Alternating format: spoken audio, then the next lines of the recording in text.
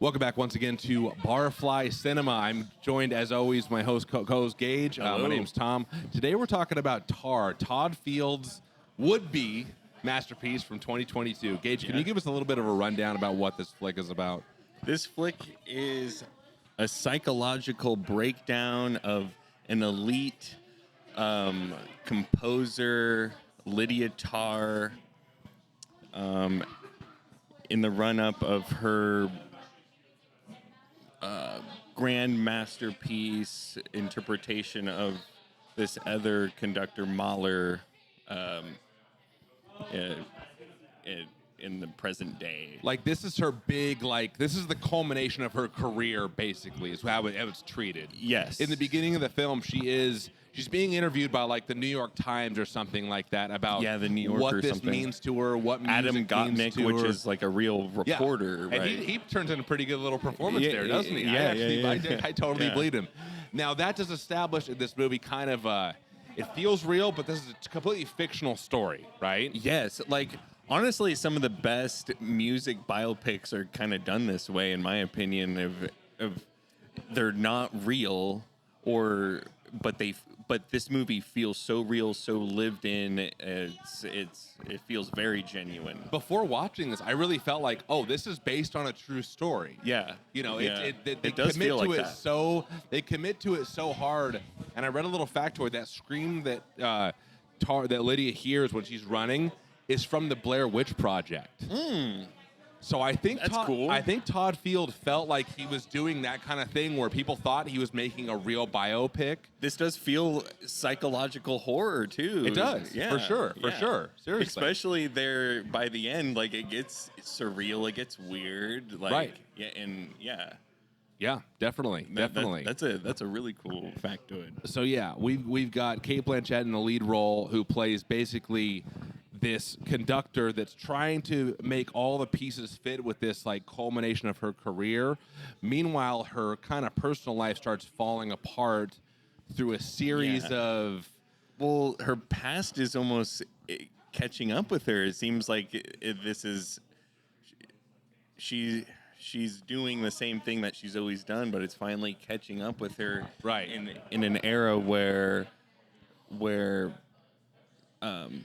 generations are kind of viewing artists in a new light and viewing artists by identity and their past deeds. Yeah. And that's a huge thing that this movie's talking about of does that matter, or can we separate the art and the artist? And True. So basically, she probably is thinking perhaps she's justified in the things she does in terms of bringing on these proteges and these apprentices, and kind of, she always seems to have there's a sexual tie into all of this, though. You know, it seems to be where she kind of uses these people, and then when she's done with them, she kind of tosses them off to the wayside. Yeah. But one of the people she tosses off to the wayside ends up committing suicide, and Lydia is instantly thrust into this spotlight of, oh, how involved were you in this? And, how involved, what were the things that you did that led to this girl's death, basically? Yeah, exactly. I know, but the movie doesn't spoon feed you all that. It kind of just doesn't. It kind of just gives you that in tidbits, which is a strength and kind of a weakness at the same time. At the same time, I find with this movie, because almost if you gave it to us all up front like that, it would be all right, so what? Yeah. But because it's sprinkled in there of through little emails that you have to read as the audience and stuff of oh, did she lead this girl to suicide? And because she was ousting her and never work with her again. Right. Of and the industry of how that connect of it's a power dynamic, of people eating people up, and probably using this young talent as muses, and and eating them up of Basically as personal assistants, sexual liaisons, and just do it all. Don't worry, I'm going to take you under my wing. I'm going to take care of you. Everything's going to be fine. And things aren't fine, typically. And that's what I found so interesting about this was Krista comes back not from the dead, but she kills herself, and then all these things become revealed. And then the new the protege, I can't remember her name off the top of my head. Olga. Or Olga's the new.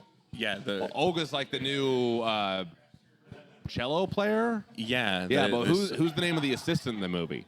The current assistant. Francesca. Francesca. So Francesca is like, I'm playing the game. I know what the game is. I do everything for Lydia. I do these things, and she will repay me. Yeah, she's trying to be repaid as like the new assistant conductor, right? Right. Because Lydia is like using her power to get I forget that guy's name, but he's trying to get him out. Like, oh, he's old and his views are dated and weird, and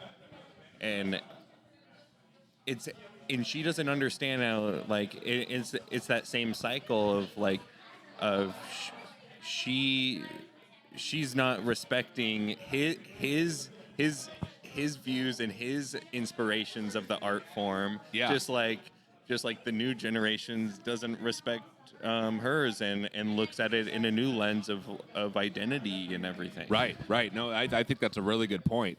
And seriously. So she can feel the march of time, and that scares her, and she begins to act out in that way.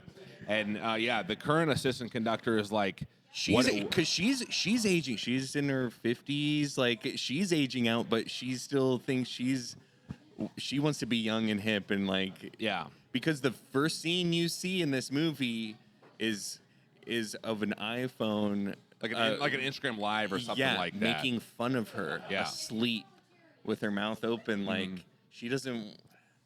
Yeah, like that's how the new generation is making fun of her. She doesn't.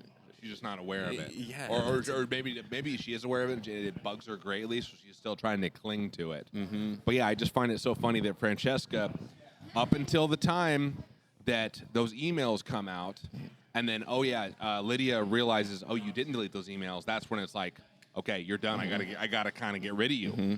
But what does she do before she gets rid of her? She leaks the emails to the press, and then this untimely video comes out of her being a little bit crass in her class, but not in a way where it would justify being fired. Yeah, it's all chopped up and something. That is one scene where they do hit you over the head in this movie in terms of that.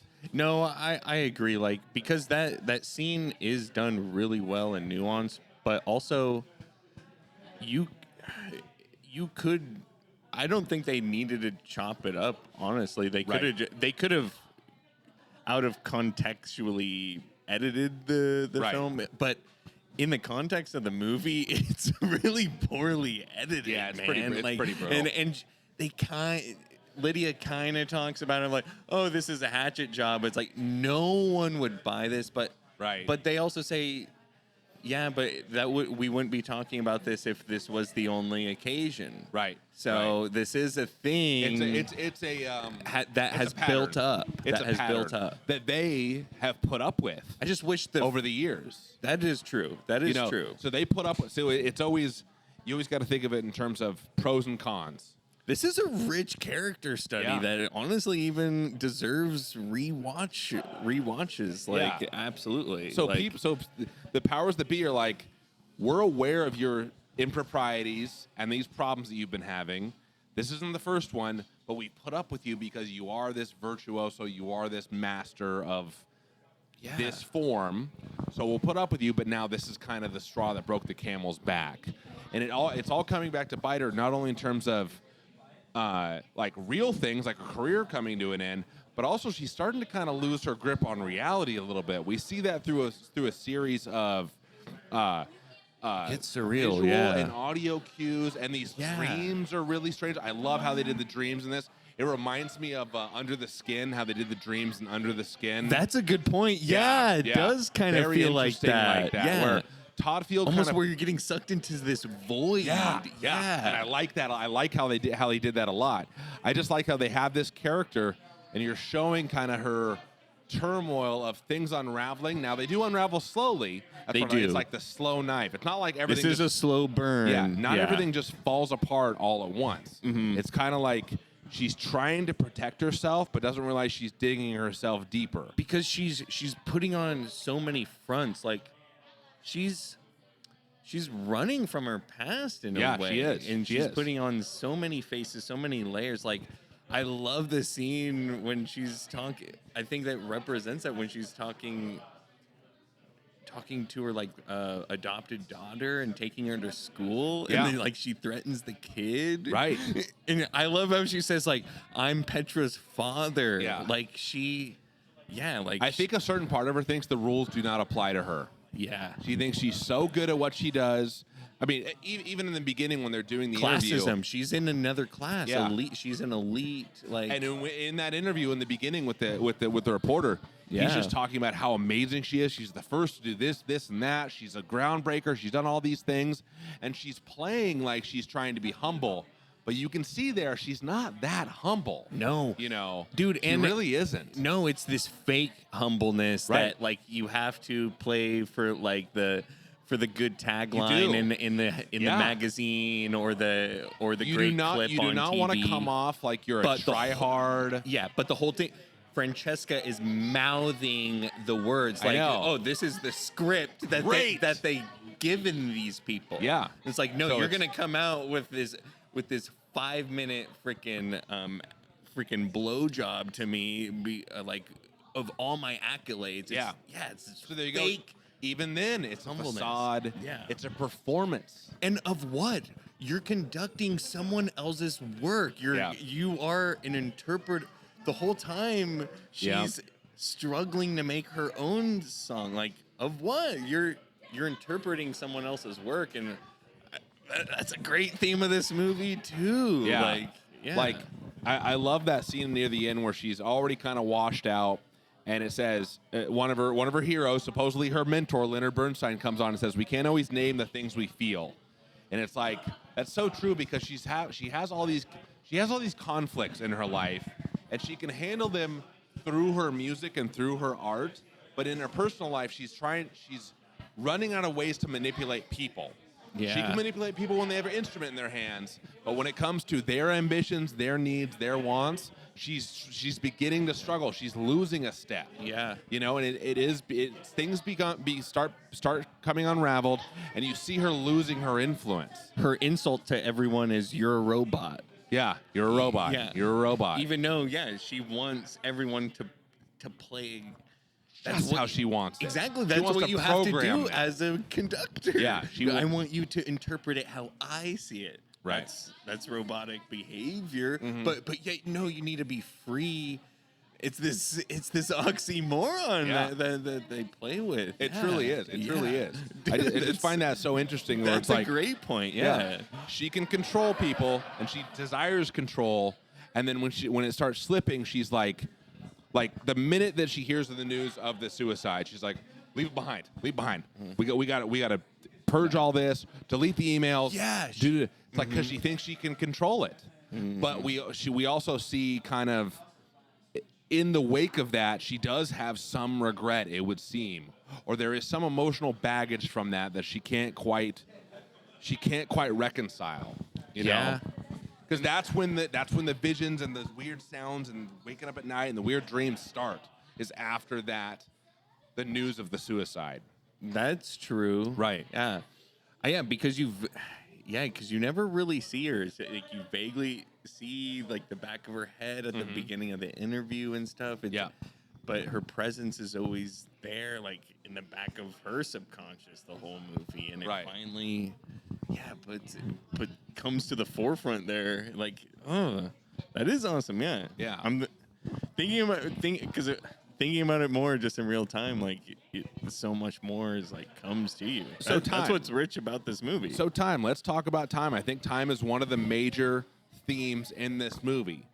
Because that whole what do you call that? The metronome. The metronome. Yeah, and there's like Christy, is that her name, right? The woman that committed suicide. Yeah. she wrote on the metronome, and she's waking up to that at night. The pieces of paper, the scrawl, whatever that is. Yeah, that she wrote on too. Yeah. What is it all saying? So I think that is part of it. It's the guilt. It's her guilt is kind of eating, or that's where it starts. But also the time is passing. The you aren't going to be able to undo everything you've done with the time you have left. Like that's what I kind of read into that. But yeah, I think they're all of those scenes are really well done. Where she is she dreaming these? Is she hallucinating these things? It gets dreamy. It gets Lynchian. It does. Yeah, like Todd Field has like a Kubrickian, Lynchian vibe to it. Yeah, it gets very surreal there. I like that in a grounded character study at the beginning, and then you get more and more into her psychosis, and then it is all about time, where by the end she's stuck in time and stuck following a curated track. Very curated. Yeah, exactly. And to this like dubstep cool like that's like a video game convention basically. Yeah. And I'm like, I don't like theme park I don't like video gamers catching those strays at all. But it's funny how you can go. It's like a theme park ride attraction thing. Is it my vibe too? Yeah, where it's just like you're following this set track, and the whole thing is you're becoming robotic and stuff. Whereas in the beginning, when she's talking about like that whole interview sets it up so beautifully. She's like, I can manipulate time with my orchestra. That's how I do it. It's all about controlling the time. I can control it. Then after a certain point, she realizes, I don't have any time left to fix all this stuff. I'm running out of time. I got to kind of close these loopholes. I got to kind of go into survival mode. Whereas normally she's in complete control. She has so much power. She has so much influence that she can make people just disappear. Okay, you're gone. You're out of our lives. I'm going to recommend to the board or whatever that you're gone, and then they just disappeared, and no one ever thinks about it because she's a what's the word? Not a virtuoso, but like a maestro. She's a maestro. She's a maestro. Like she runs shit. Her word is what happens. But then slowly but surely things unravel, and you see her power fall apart. And then when Francesca double crosses her, it's almost like then the source of her destruction are because she double crossed Francesca. Exactly. It's not even that Francesca double crossed her. She's like, I quit. Francesca showed one bit of sympathy by not deleting those emails. Yeah. She was like, there's two readings to it. Did she not delete those emails because I want to, I don't want to get rid of the evidence, or I feel bad, or does she think this is my last bit of leverage against Lydia if she tries to do what she does? I agree. See, that's what I like about this movie too. Not everyone's innocent, and I think that's what cost her the job at the end. That was the ultimate. Oh, you're not fully loyal. Yeah, you're not fully loyal. I saw that you lied about those emails, so go ahead, put your name on the list of potential candidates. Yeah. You're not getting the job. Yeah. And then once she knew she wasn't getting the job, ran right to the press. That it's even going to a discussion, that it's going to a tryout type of thing, which she does. Yep.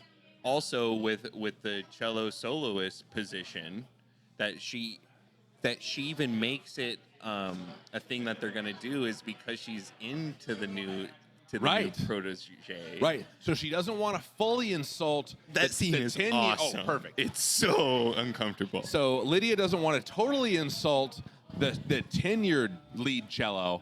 So she's like, would you be open to...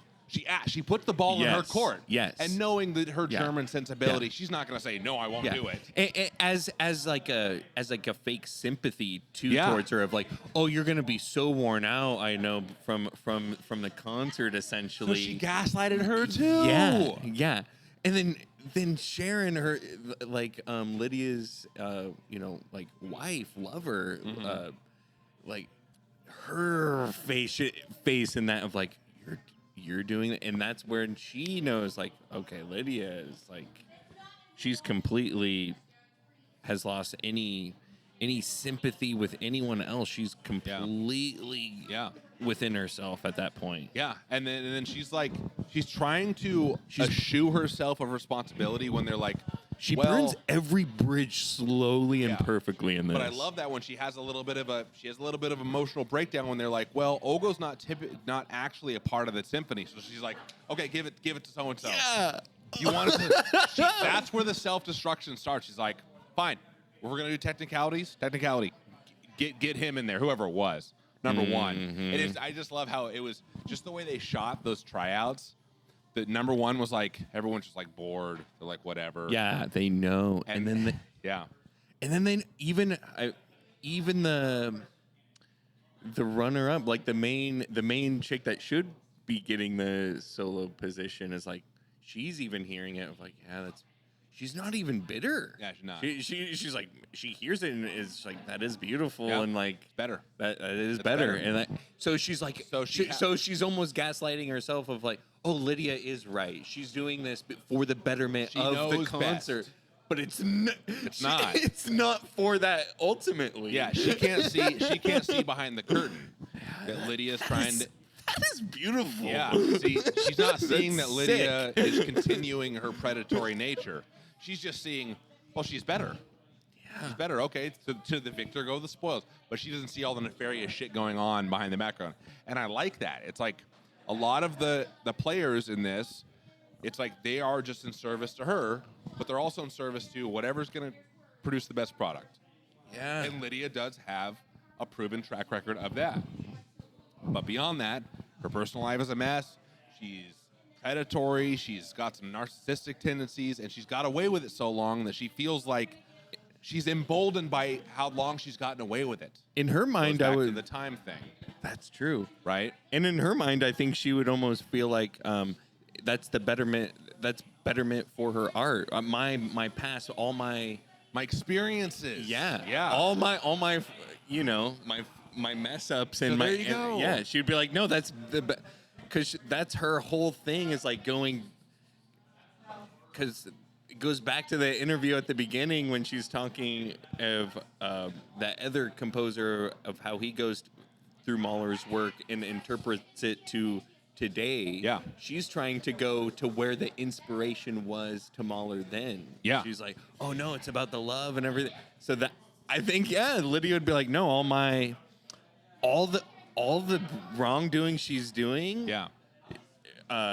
She'd be like, no, that is helping my art. And it ties into to the Oneer at Juilliard, where she's basically saying, do not worry about the person's improprieties. Worry about the work they've done and the feelings they had when they put the music out there. Yeah. Because she's trying to justify her own actions. Yeah, like if I do something good enough and I achieve something great, all my improprieties will be forgiven. That's because what are the skeletons in her closet? Yeah. She doesn't want you to look there. Yeah. Seriously. Yeah, don't look there. No, just look at my work. Yeah, look at my interpretations of other people's work. It's honestly, I don't think that's that's an interesting thing that this movie is saying that that is subtle and in the background of like she is interpreting everyone else's work. Yeah. Like she's not creating anything really. Yeah, she is messing up her own. Olga comes in and and immediately is like comes up with a better idea for her own composition than she has the entire movie. Yeah, because you're like, okay, what is being a composer? Because her inspirations are so rigid. Conductor, sorry, not composer, conductor. Yeah. She because her inspirations are so rigid. Mm-hmm. Like even her album covers and everything are copying the album covers of the past and everything. It's just homages and like freaking. There's nothing. Orson Welles said the worst thing is the homage. Yeah, the homage. The worst thing is the homage. Yeah, so it stifles creativity in a way. It's just so interesting because she's like, the conductor's job is to manipulate many people to produce a better effect. Yeah, and she can do it beautifully in her work, but not in her life. The The connections break down. Her systems of manipulation, her systems of incentives are breaking down. Yeah. She's making these promises, and then she breaks these promises, and eventually, things are going to crack.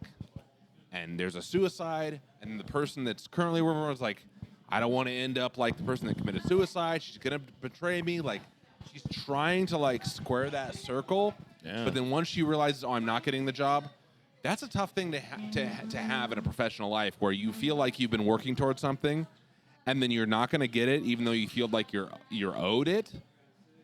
That's true. Hell hath no fear like a woman scorned, and boom, you immediately see you're going to use all your, albeit small, influence to destroy the person that took it away from you. Yeah. Oh. So let's talk a little bit about the wife character. I don't have her name. I need Sharon. Sharon. I need to start writing these names down. What do you think about Lydia gaslighting her, hiding the heart medication when she's not around? What was that all about? Oh, yeah. Dude. I'm not sure. Like, it feels like another system of, I got you under my control. I'm gonna pull your strings when I need to, that kind of thing. But is that happening? We're always in Lydia's head. Yeah. Like, is it the paranoia? Is it the justification to distance herself more and more from her? Yeah, I don't know. I don't know. There's interesting stuff. Well, it's kind of like, I don't think Lydia. There's is no is Lydia a reliable narrator? But there's no indication that Lydia wants to leave her wife. There's no indication of that at all. They seem to That's true. love each other. She seems to have a connection to the daughter. Or does that just give her a sense of, I'm a normal person? Yeah, because Sharon even says the only relationship that hasn't been transactional is her and Petra's. Is her and the daughter. Yeah. See, that's interesting. Yeah, so her wife, Lydia is like... Lydia, because she even said she used Sharon's status within the orchestra to get herself there. Yeah. And she has gotten herself there, and Lydia is kind of has used her. Yeah. Like it's kind of like you've worn it out. Yeah. And then exactly. But I don't feel like she has ill will towards Sharon. She doesn't. She's not doing it in her mind. She's not doing it maliciously, but it's so cold and calculated, and like she's and there's no intimacy, like, at all. It's a psychotic. There's behavior. like no intimacy. Yeah. There's no empathy or love there anymore. Right. Or was there ever love? Right. Like was it just Lydia using her too? Yeah. Interesting. And what is her relationship with Petra? Is this some weird, like, gonna live my fantasy out through the daughter? I don't know. In a way, because they are like rehearsing like poetry or musicals on the way. Saying anything against adoption in a way that is a transactional relationship. Right. You adopted her, and what is it? What are you using her for? She's like, oh, now I can finally teach her piano and stuff. Yeah. What is that? Interesting. So yeah, now once you get to a certain point, you realize she is manipulating everyone in her life. How, like, without actual love, when everything's transactional, when your own partner, it's transactional. Where's that gonna get you? Where's that gonna get you? Yeah, exactly. And we see where it gets her. Gets you in Thailand, Things break down. Your life basically ends when you're living a different. You're a different person to everyone you meet, to a certain degree. Yeah. But with her, it's all based on her own wants and her own ambitions. It's never like, oh, well, I'm just being a different person, where it's like, okay, we're just kind of smoothing things over between, human interaction. It's more like, what can I get out of you? And then once your usefulness is over, or once her attraction to you is over, that's the real thing. Once Lydia is not attracted to you anymore, you're done, basically. Yeah. That's what's shown. That's what's shown time and time again. But, maybe in the beginning she was like, well, I'll get married maybe the marriage was just for German citizenship or something, or Could be. Who knows? Who knows? Like, you have to question everything she does in this movie through that lens, through a lens of leverage and, just manipulation. Yeah, because she's running from her own past. When the scene at the end when she finally goes home, I believe is that her brother or something. It's got to be her brother. Yeah, it's got to be her brother. And Linda. Well, Linda, I love that. She changed her name, too. Yes. It was Linda Tár, Tarr, and then she changed it to Lydia. So more artsy. I just love how it guts the whole facade is gutted. I love that. What did you think about the Olga scene? When Olga gets out of the car, they have a little pseudo-romantic moment with the teddy bear. Olga gets out of the car and walks into like her dilapidated neighborhood, and Tár follows her. Was that real? Did that actually happen? It's shot so dreamlike and strangely. It reminded me a lot of... I don't think it is real, yeah. Yeah, it was weird. But obviously when she injures herself, that's real. But like... I know, right? That was so out of left field. Seriously. Yeah. Seriously. Yeah, and it's like she doesn't just dream. No. Like she doesn't just go. But the on way that delusions shot was like, man, she's like walking into like... I was attacked. Yeah. And then and then of course, what I love, she lies to everyone that's directly in her life, says, "Oh, I was attacked," and then to her doctor, she says, "Yeah, I fell." Whoa.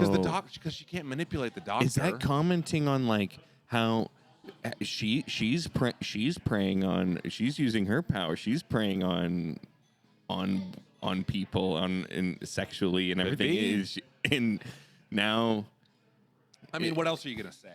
What else are you gonna say? You're not gonna want to say, "Yeah, I was in the slums chasing my new side piece." No, and I yeah. tripped on the stairs, because you don't want to mess up. You don't want to mess up anything else. But when it comes to the doctor, you just say, "Yeah, I fell."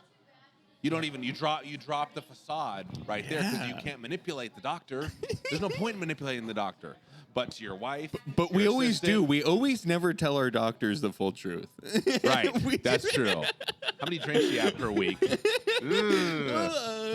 Yeah. 4. But it's just funny that, like, I just love how there are sequences in this, including the dream sequences, where it's just like they shoot them so weird, they throw you off. It begins to feel like a horror movie. It is. This is a psychological I swear horror. it is. I swear it is. But yeah. In the facade of a great character study. That's the thing. This is a phenomenal psychological horror character study. There's no doubt about it. About elite.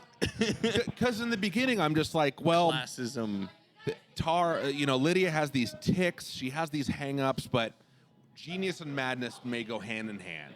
That's one of the themes of things we've seen before, where it's like, yeah, you're a little bit crazy, you do these things, but you're so smart and you're so good at what you do. Society just overlooks those things and says, you know what?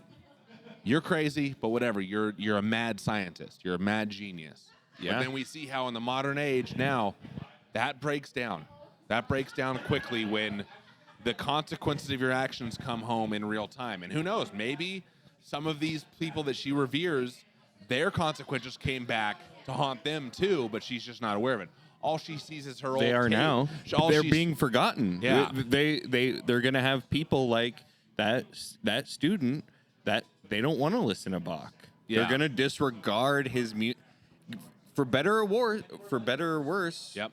That's people's individual right. Like they're gonna be like, I don't want to listen to Bach because I don't agree with his values or whatever. Yeah. Because honestly, how do you feel about that, Tom? How do you feel about separating the art and the artist? Me, I struggle with it daily. I struggle with it myself, and it's such a Especially being a film weirdly fan. with music. Yeah. With music, I'm harder to separate the art and the artist because music is such a personal art form. With movies, you can have, am I gonna hate this movie because the director was a complete misogynistic dickbag and just like predatory? That's a good or point. Or the actor when it's coming it's such like a collective like art form. Yeah. A director has such a say for sure, Right. but the writer, the actors, everyone in there, it's like a village. Music, especially conductor, It really is personal. That's a like good one of my point. favorite artists is Frank Zappa, and it's like that he was a straight up an American composer, and it's coming from he's collaborating with amazing musicians, but everything is from his head. And Yeah. I don't know, with music sometimes it's harder for me. Music feels more personal. Yeah. But this movie is also bringing up such a great point of, but she's just interpreting someone else's music. Yeah. Should I hate Mahler? Should I hate Lydia? Like, if I don't like the music? Like, what if Mahler's a good person, but I really like Lydia's interpretation of it? Yeah. What if How do you separate? Lydia's awesome, but she's interpreting an artist that he has some questionable views from back in the day. It's so hard to say. I think it does come down to personal preference to distinction, but like it's almost like never meet your heroes. Yeah. Don't look too close. Ignorance is bliss, because you look too close at Polanski, you look too close at Woody Allen, you look too close at Harvey Weinstein. Well, not that close. You'll pretty much get it. But the more you look at these, you look more at these people, and you realize maybe not only that they're flawed human beings, maybe they're bad human beings overall. Maybe they've done horrible, despicable things. Whereas if you keep yourself in a little bit of the realm of ignorance, you could enjoy the art just as itself. Once you're aware of it, that's when you have the moral quandary of, I don't like this as much anymore because he was involved with it. Yeah. Weinstein is the perfect example. I have a hard time watching a lot of those old Weinstein companies, those Miramax shows, where it's like, dude, his fingerprints are all over this. Yeah. I don't. It's always in the back of my mind. Whereas most people can watch Rounders and not even think about Harvey Weinstein. It's not only tainting the art; it's tainting the people that he harmed. Right. And It it's is. like, it's a disservice. Jennifer Lawrence is an amazing actress, and did she win? Like, Who knows? Who was pulling those strings? Who's pulling those strings? Harvey Weinstein, and he's a sick person, and not- it's like, but not the it's harming people's lives and tainting their But success. also, you have to look at it this way, and this movie brings up this good point too. Everyone has their ambitions. And Yeah. are some people ready to be taken advantage of if they get what they're promised? I think that is a big part about Francesca, this movie. she wanted to. Exactly. She gave up so so much. If she would have got what she wanted, Yeah. she would have been okay with all the abuse, all the She manipulation. would have deleted all those emails. So, not to cast any dispersions, but do you think some of the Yeah. people that ran into Harvey Weinstein were like, or the ones that Yeah. didn't, call him out, they got what they wanted? That's what's brilliant about this freaking movie is that it's bringing up these questions. It is. And it's rough. It's not answering really much, and that's great. That's great art in my opinion, is it's not always going to have an answer. Yeah. But bringing up the questions in a nuanced way, because there'll be a scene where you're agreeing with Lydia and then another where you're not. Yeah. In a way, in the beginning, you're giving her the benefit of the doubt because she speaks so directly. She speaks with power. She speaks with certainty. And you're like, yeah, she knows what she's talking about. And then as the time goes on, you realize it's a facade. So much of this is a facade. She's up her own butt. Yep, she's up her own butt. She's pretentious. Right. Yeah. Right. Yeah. But in the beginning, you're The like, movie can almost feel pretentious at times because we're following such a pretentious person. It's a good point. Yeah. It's a good point. Like, yeah, that's a rough line. Yeah. Yeah, dude. It's, yeah. There's a lot to it. I think Yeah. it's one of those things where would she have gotten Me Too'd if she had satisfied everyone else's wants? Which you gotten Me Too'd back in the day. Yeah. In box time and Right. Mozart time. Right. Like she would have gotten away with it. Maybe that's why she doesn't want people to look so much in the past. Right. It's a good point. Yeah. Are there any criticisms you have about Tar? But it's like, does art need gatekeepers? is a big one I kind of have, like that this movie, because Tar looks at it in such like a prestigious way of like you need to know the conductors, you need to know the history, Right. And kids nowadays can be like, oh no, I saw it on YouTube and I thought it was cool. Like they don't really look too deep in that. Right. Is that how slop gets out? Do you need the gatekeeping? Like, I don't know. Like, I think it comes and goes. Well, obviously now in the age of like technology where everything is accessible at all times, there might be something different where it's like, yeah, a virtuoso cello player can just see a YouTube video and make her want to play cello, and then she becomes this like prodigy.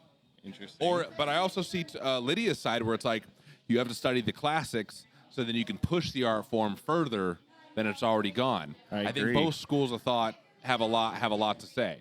Yes. Have a lot going for them. Does Tar even love music, or like the status is representing? Because at the end she cries there at the video. I think she's looking to feel something. I think she's looking to have Is all the feelings. She's robotic. Yeah, I have a feeling that like she wants to feel the things that all these composers put into their music, but she has a problem with it. So when she gets close to feeling something, that's when she tells her band like, yes, you guys are nailing it. Like she may be actually feeling something and like approximating those feelings, but she can't feel them herself. Hell yeah. She's too much of like, she's removed herself from any kind of responsibility or emotional baggage, because then the guilt would pour in. And I think near the end of this movie or in the second half, you start to see the guilt peek its ugly head. And she doesn't want to feel guilt. She'd rather feel joy and you know, elation and powerful and all that stuff. She doesn't want to feel guilt. Who would want to feel that? And I guess lastly, should we look back at old artists' work and look at just the art itself, or take in their whole lives now that you have retrospect? You can't always do that as an artist is making art in real time. But when you're looking at someone's whole body of work, should we look at Bach's? I didn't even know about his past, until this movie. Should we look at Polanski's still alive? Woody Allen's still alive? Quentin Tarantino's still alive? See, like a lot of millennials, I'm a huge Wikipedia junkie. So for current figures in film and music and TV and that kind of thing, I can't help myself but look into what their lives are like and maybe search for little connections to their art. Whereas I think in terms of history, people have a tendency to connect things between their real life and their art that may or may not have actually existed. The further things we get in the past, the more obscured and the more things can be changed and morphed into our own preconceived notions. And I try to stay away from that in terms of older stuff. I just like to enjoy things that are old. But now it's hard. I want to get into that tabloid type of thinking where it's like, I want to know why Tarantino is hating on Paul Dano. Yeah. I want to know why, Spielberg's doing another Alien movie. Is this part of the whole disclosure thing? What's happening? So that intrigues me, but then it's like I don't want to get question. I don't want to get too doomery, but then you have these generations that they're watching shit like Jack Doherty and the Paul brothers. I don't even know who the hell that is. These bad Twitch streamers that are terrible people, people. But so or the people that you buy into on Instagram and all these. It's like, do people even separate? We want to pretend like we do. It's a good point. But we buy into. We're putting a lot of people that have questionable, if not downright abhorrent, views, and values in their lives, and we're making them rich as hell. Right. So. I know. How do you square that in your mind? Like, they don't deserve it. They're bad people, but they're good at what they do, and I'm enjoying what they do. What the hell? That's tough. That's really tough. I think that definitely this film exemplifies that. Do you want to sit with those questions for 2 hours and 38 minutes, then watch Tar. Yeah, watch Tar. Yeah, seriously. Yeah. I would definitely recommend Tar. I full-heartedly recommend it. She should have won the Oscar. Yeah, for best actress for sure. Yeah. Kate Blanchett. My should have favorite done it film that again. year was Blonde. We'll get to that at some point, but yeah, this movie is incredible. I'm almost glad that I waited to see it. Me too. The hype's died down. Yeah, the hype's hype has died died down, and this is a movie I will definitely. Weirdly, it's more fun to talk about than it is to sit through in a way. I'm gonna watch this again. There's a lot of ideas. There's a lot of ideas that are bouncing around Yeah. in the movie for sure. Yeah, though there might be times in this movie where you're like, this kind of dragging. What?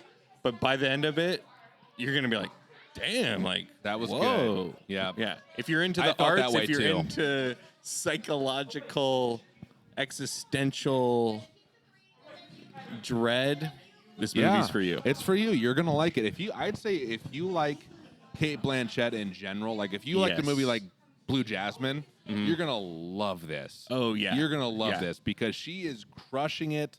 She plays every emotion so well. She's calculating when she needs to be. She's charming when she needs to be.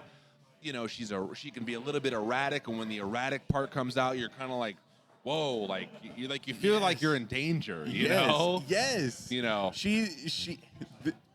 Weirdly, this is a girl boss with also being just intimidating but uncomfortable. She's to a be girl around. dictator. Yeah.